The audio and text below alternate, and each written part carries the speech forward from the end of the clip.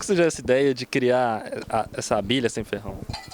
Bom, inicialmente eu e meu pai trabalhávamos com apicultura.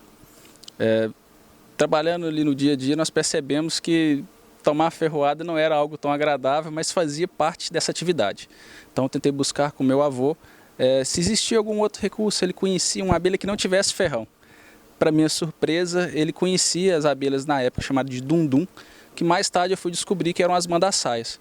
Então eu fui presenteado por um amigo do meu avô que tinha na sua casa um enxame de mandaçaia numa cabaça. E a partir dela eu fui fazendo multiplicações, que são essas abelhas que eu tenho aqui hoje.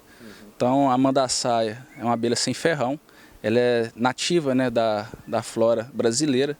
Ela produz relativamente muito bem, de 2 até 4 litros de mel por ano. E tem uma população muito pequena, em torno aí de 800 indivíduos. É uma abelha super dócil, a gente está aqui próximo das caixas, não tem risco de ser atacado. E ela desenvolve, né, na natureza um papel muito importante. Ela tem a capacidade de polinizar certas espécies vegetais.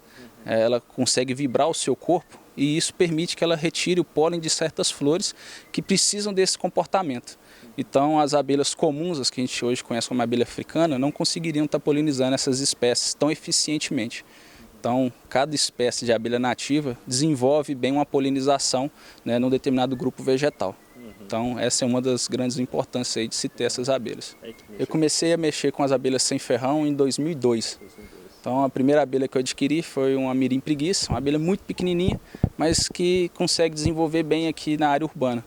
A partir dela, eu passei para jataí, que é uma abelha muito comum também no Brasil todo, produz muito mel. Cada caixinha de jataí consegue produzir até 1 quilo de mel por ano, né, em condições favoráveis de florada, clima e manejo. E depois eu trabalhei com a iraí, que também é uma ótima polinizadora, né, principalmente em estufas, né, chamada de greenhouse. E nesse meio tempo eu adquiri a mandaçaia e comecei a multiplicar. Tenho, né, um gosto muito grande pelas mandaçaias, o sabor do mel é muito, né, particular. É diferente do mel da abelha com ferrão, ele é mais líquido, mas muito saboroso também. E atualmente você tem quantos tipos de abelha sem ferrão aqui? Hoje eu tenho 5 espécies de abelha sem ferrão aqui. A mirim preguiça, a mirim droriana, a jataí, a iraí e a mandaçaia. E como que é a criação dessas abelhas sem ferrão? Bom, aqui na cidade, por ser uma área urbanizada, a gente precisa dar uma atenção especial nos períodos de entre safra das floradas. Como é muito limitada a quantidade de espécies de plantas, tem períodos do ano que a gente tem uma florada satisfatória, as abelhas sozinhas buscam o néctar e o pólen que elas precisam para se alimentar e desenvolver, só que fora desse período, principalmente no inverno, a gente precisa fazer uma alimentação complementar para que elas continuem se desenvolvendo perfeitamente, né, e dê condição para a gente poder fazer a multiplicação. E como que é a reprodução delas? Como que surgem as abelhas operárias, os zangões, a abelha rainha? Bom, dentro de um enxame, tirando os zangões, que são machos, todos os outros indivíduos são fêmeas. A rainha é a única fêmea fértil que tem dentro da colônia, ela que é responsável por estar botando os ovos que vão dar origem às novas operárias. Esses ovos fecundados se transformam em operárias que ao nascerem vão desenvolver papéis dentro da colônia, retirando o lixo da colônia para fora, buscando alimento para estocar dentro da casa, alimentando a rainha, construindo novas células de cria e assim mantendo o ciclo de vida dessas abelhas e, por fim, da colônia. Já os zangões, né, um caso até particular, eles nascem a partir de ovos que não foram fecundados. Então, uma vez que a princesa foi fecundada por um zangão, que ela vira rainha, todo ovo que ela bota é fecundado, então vai dar origem a operárias ou uma nova rainha, dependendo da condição, né? Se for uma geneticamente selecionada, ela vai virar uma princesa, vai virar rainha, ou se ela receber mais alimento, esse ovo fecundado vai virar uma princesa. Depende da família, né, dessas abelhas sem ferrão, que tem essa diferença aí. Algumas nascem por questões genéticas, fêmea fértil, potencialmente fértil, e outras nascem por questões alimentares. Então, se ela se alimentar mais, ela vai virar uma rainha futuramente. Só que o zangão não. A partir do momento que uma operária, mesmo não sendo fértil, ela consegue botar um ovo, esse ovo ele vai começar a se desenvolver e vai formar um zangão.